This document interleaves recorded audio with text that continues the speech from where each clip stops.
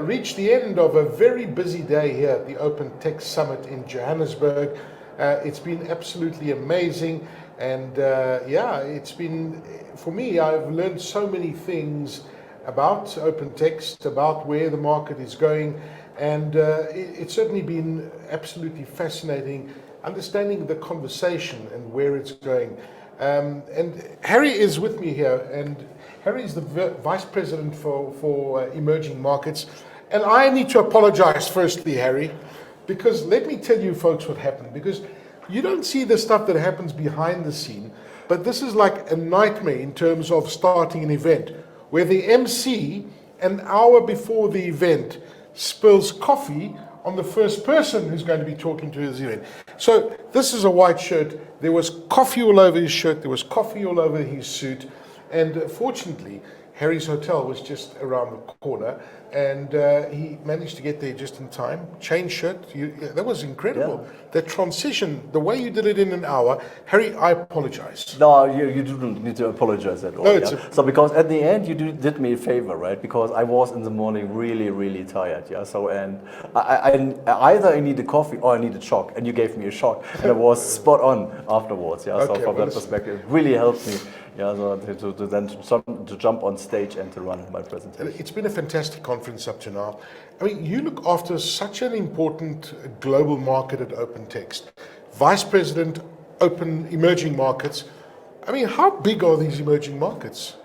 Yeah, look, emerging markets is a list of almost more than 100 countries, basically. Yeah, so yes. But it is clear that we are focusing on the most valuable countries like South Africa, UAE, Saudi Arabia, Qatar, Turkey, Israel, and Poland, Czech, whatever.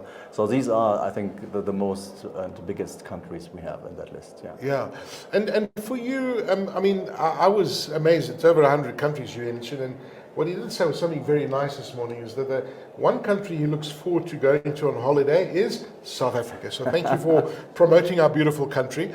When you talk to these emerging markets, it's so interesting that every country is on a different trajectory to what we've been talking about today. How do you put it into perspective?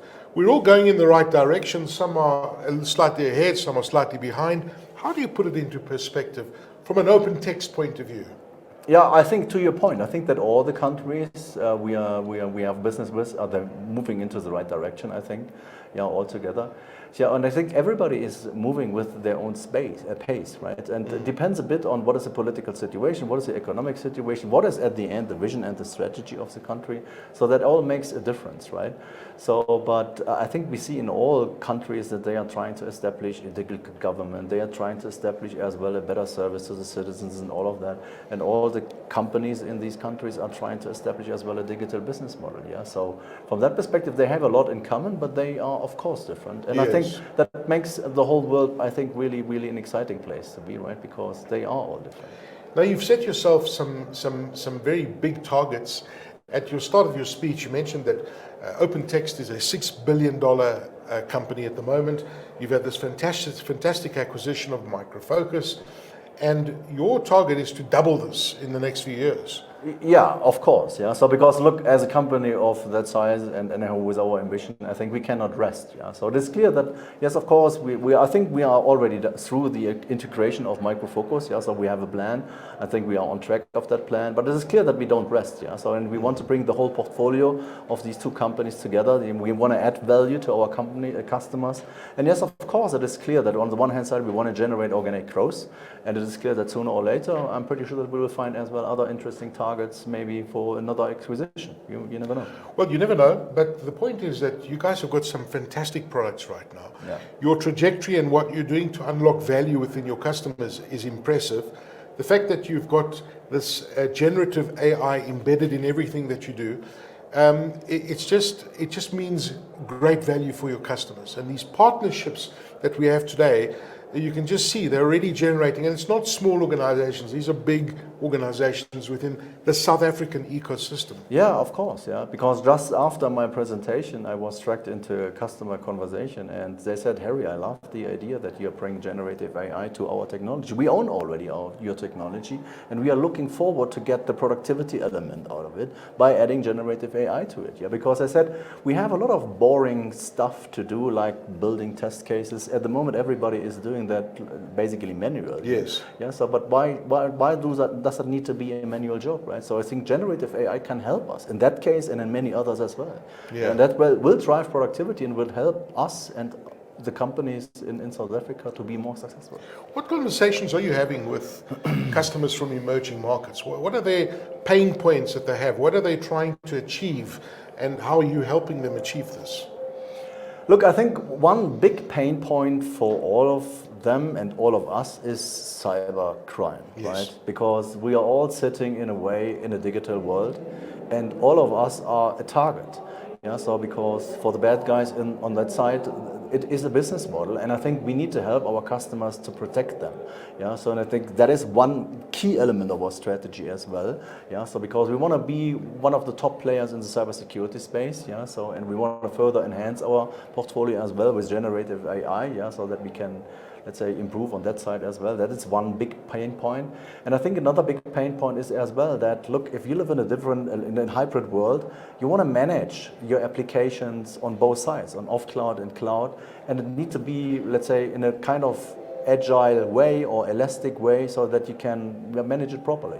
So and these are, I think, the main challenges. That's fantastic. But you remain very optimistic, and I'm just looking at the company trajectory and where you guys are going. You mentioned some acquisitions as well. It's an exciting time to be in this business, isn't it? It is. Because what you're doing is you're really helping customers unlock tremendous value, and you're actually helping their businesses grow. So it's an ecosystem which is a great partnership. Yeah. No, look, to be in these days in IT or in the IT industry is really exciting. And I stay positive overall in general and I can explain why. Because first of all, the whole world population is still growing. And everybody, each single individual on the ground wants to make it up to a wealth. Which means the global economy is growing. It will continue to grow. Maybe we have seen this year and last year, let's say, a hit, because of the inflation, because of the interest and all of that. So, but I think on the long run, the global economy and GDP will grow. And that's true for South Africa, that's true for many of my other countries. And that's why I stay positive. And all of that is, let's say, driven a lot by digitalization. So that's why I'm absolutely positive. You also mentioned in your initial opening remarks that amongst all of your emerging markets, Africa per se is just so unique, right? Because it's a young market, and you mentioned that economic growth. Europe has stalled a bit when you compare it to the US, but Africa's economic growth is really happening at the moment. Yeah, absolutely, right. And then look, I think in some cases in a crisis, someone is a loser and some others are winners. And I think that Africa is absolutely a winner in the current crisis. Look, and the global world needs to get a lot of things right. Climate change is one of them. Yes. And we cannot get the climate change right without Africa, of course. And that's why I see that Africa in the next decade, they will definitely benefit from all what needs to happen. And of course, they are at the moment benefiting as well from all the crises we have. Yeah, and all of the resources that are coming out of the ground from this continent, and absolutely. So all the minerals and all of that energy and natural resources is key for that growth. It's difficult to predict where it's all going. And with generative AI, the pace at which it's moving is really quick, isn't it? When you look at the investments that OpenText is making in research and development, so this is significant stuff. Because you've got to be thinking ahead of your customer, you've got to be anticipating what the market's got to do, and that brings its own challenges. But you guys have got such a vast team of people, and you're investing in enormous amounts in resources to predict what the future is going to look like. Yeah, but look, I think we have a strategy and we have a vision, so to establish a smart information management platform.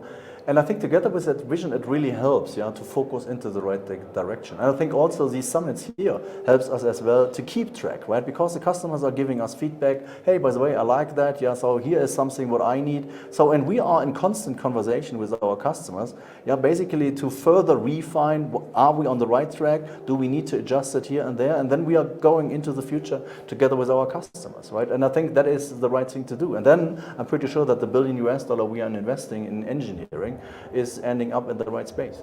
Okay. What's keeping you awake at night? Apart from cybersecurity, and I'm sure that cyber is a big one. That's keeping you awake at night. It keeps many executives awake at night, because I was looking at the Allianz Risk Monitor that comes out every year from Germany, and they're saying that everyone's expecting to have one big cyber event happen in their organization, and that is their biggest risk to business today, is cyber.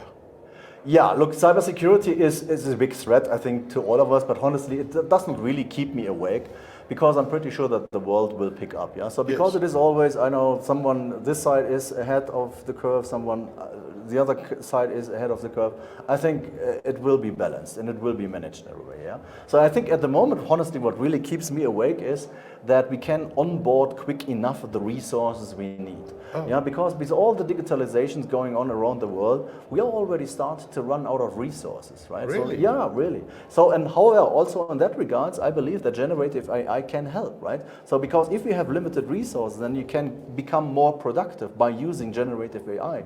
That should hopefully be a relief on that side of the issue, right? Yeah, yeah. So, however, in general, globally, we see that in Japan, we see that in my markets, we see that in so many markets that we are really running out of IT skills. Yeah, and that is a serious issue. And yes, cloud can be one answer to it. Automation is another answer to it. Generative AI might be an answer, but we are still short in resources, honestly. And we have really a lot of open positions at the moment we are struggling to fill. Well, I was looking at some of the stats saying globally, it's upward of 3.5 million openings in just the cybersecurity industry alone. Yeah. That's how acute the problem is at the moment. Yeah, absolutely. And this is one of the reasons why companies are having these breaches, because they don't have enough people to look after their systems. Of course. Hence the reason, to your point, is about automating the process, which what OpenText does really well. Absolutely. Look, and I think with all what we are doing, the whole world is getting more complex. Yeah, yes. Which means it is even harder then, to find, let's say, the right skills, and the right amount of these skills. Yes. Yeah? So it's really getting harder to fill that gap. Yeah. So, but I think sooner or later the world needs to figure it out. Yeah. So with all what we do. Harry Adams, Vice President of Emerging Markets at OpenText. He was never going to forget me. I'm the guy that spilled coffee at him at the conference. Harry, safe travels. And really. I will never forget this story in general. Yeah? So, and many others will do the same. Yeah. It's amazing to see you. Thank you for joining us in South Africa. Hopefully see you very soon when you're back here. Thank you very much to Harry Adams, the Vice President of Emerging Markets at OpenText. Great to have him in South Africa. And it's great to have you as well, joining us live from this OpenText Summit being held in Bryanston, Johannesburg. Thank you.